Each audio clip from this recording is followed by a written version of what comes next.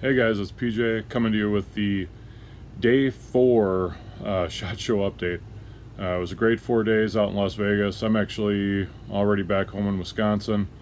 Um, Let me give you a little taste of what I came home to. So that's actually the temperature when we left. We actually ate outside in the shade with my jacket off on Friday for lunch. And when we got back in the cars here in Wisconsin and I was driving home, the temperature was in fact 20 below zero. So even though it was the last day of the show, saw some cool things and again talked to some cool people, and I'm going to try and give you the highlights here on my thoughts of some stuff that you may want to see. If you have questions, shoot something in the comments. I'll do my best to get to those. Obviously not product reviews because it's a trade show and you can't use everything, but want to give you the updates of what I saw and what I think you got to look forward to in the next couple of months. So without any more of me and my face, here we go. My first stop of the morning was the Atlas Bipod booth. There was a big time YouTuber with a whole crew going through the details, so I overheard some of that but didn't get a lot of hands-on time. The finish on these is very nice. All the mechanical parts work very smoothly, and the twist lock does a nice job of making everything feel very solid. The tube within a tube design does introduce just a little bit of wiggle when the legs are extended. One thing that I'd never noticed before is that the silver piece in this particular bipod actually acts as a track. I could see where this would be an advantage if you were on uneven surfaces, because it allows you to move along the half moon and essentially correct the cant in your gun.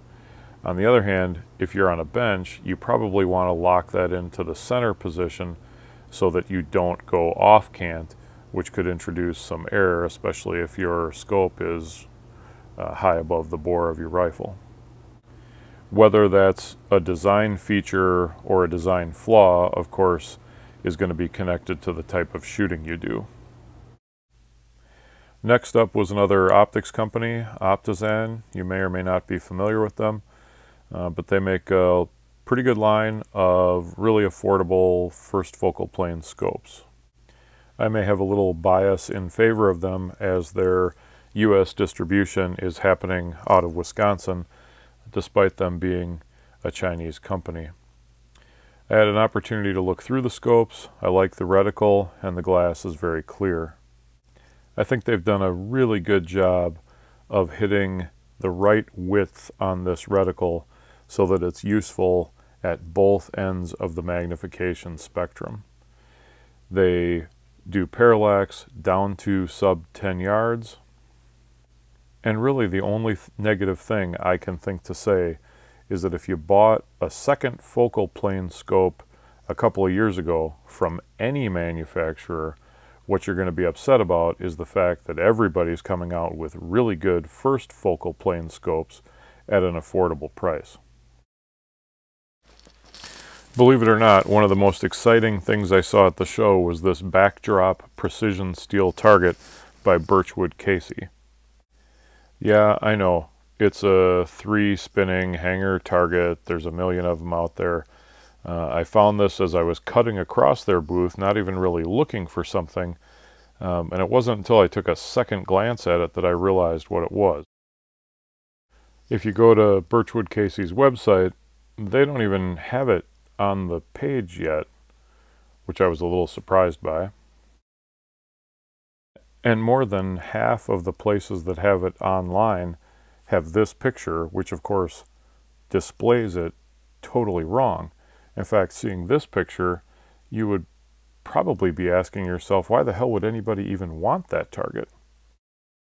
It's when you look at it up close and in person that you see the genius. Here's what they've done. They've taken a traditional 3-spinner target, no surprising there, but they've put this plate in front of the spinners with different size holes in it.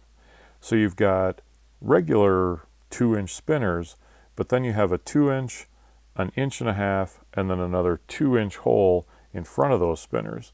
So you're going to be able to thread that pellet through that hole and hit the paddle, and if you miss, you get some indication as to where that miss came from, and depending on how much black spray paint you want to go through, an indication of where actually that miss is.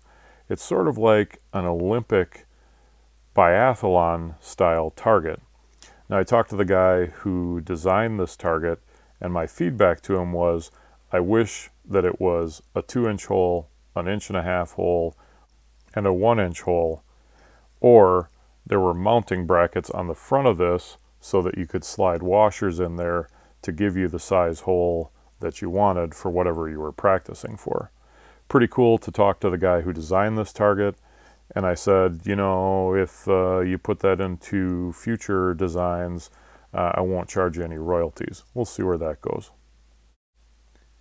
My next stop was at the Diana booth. Unfortunately, all their pistols were under glass, so I couldn't tell you anything about fit, finish, or feel on them.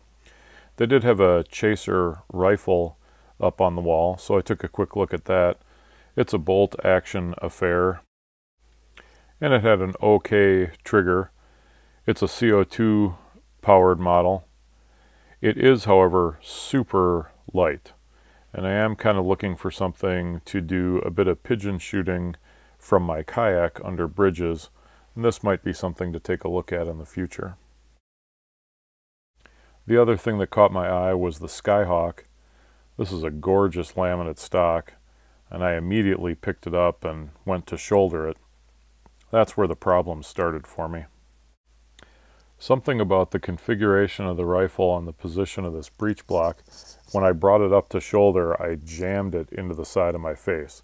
It wasn't enough to leave a mark, but it did make me lurch back, and I'm not exactly sure what it was, but I found this rifle, beautiful as it is, incredibly uncomfortable to shoulder.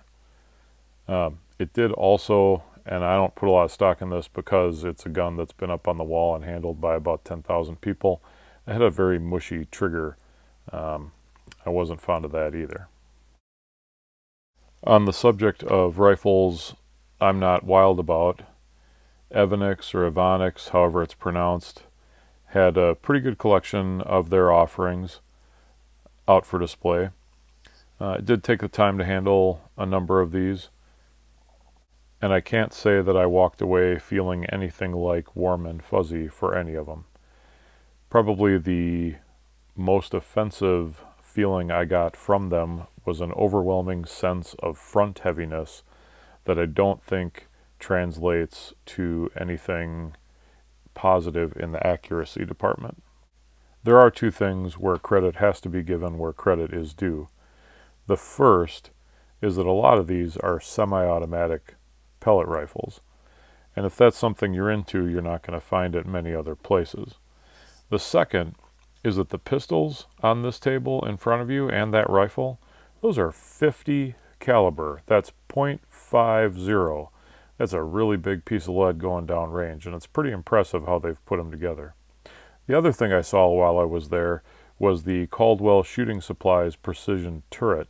I've never seen this before, and I haven't seen it online, and it's something I think I may want to check out because it's a pretty cool looking, I don't know if you want to call it a rest necessarily, but it's something that's on my list to try and find and check out.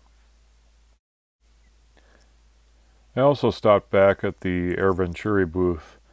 I knew they had a Diana Bandit that I hadn't been able to see at the Diana booth, so I did go back to take a second look at it. It's a really big handled gun. If you have small hands, I would not worry about checking it out, even though the price is pretty attractive. And I did think that the trigger was kind of mushy on it. I also saw one pistol that I hadn't noticed on my first visit, the Ataman AP-16. This thing retails for about $1,000, which is quite a bit for a pistol. Obviously, I can't say anything about accuracy. I did feel that the grip was a little bit short. especially in comparison to the monstrous trigger guard. It's supposed to be pretty accurate, and if it fits your budget, it looks like it would be a pretty fun gun to shoot, so it may be worth checking out. So that's it. That's 4 days from SHOT Show. Over the next couple of days, I'm going to edit together what I would consider are the best things I saw, and try to give you just a little bit more detail on those and why I think that stuff's so great.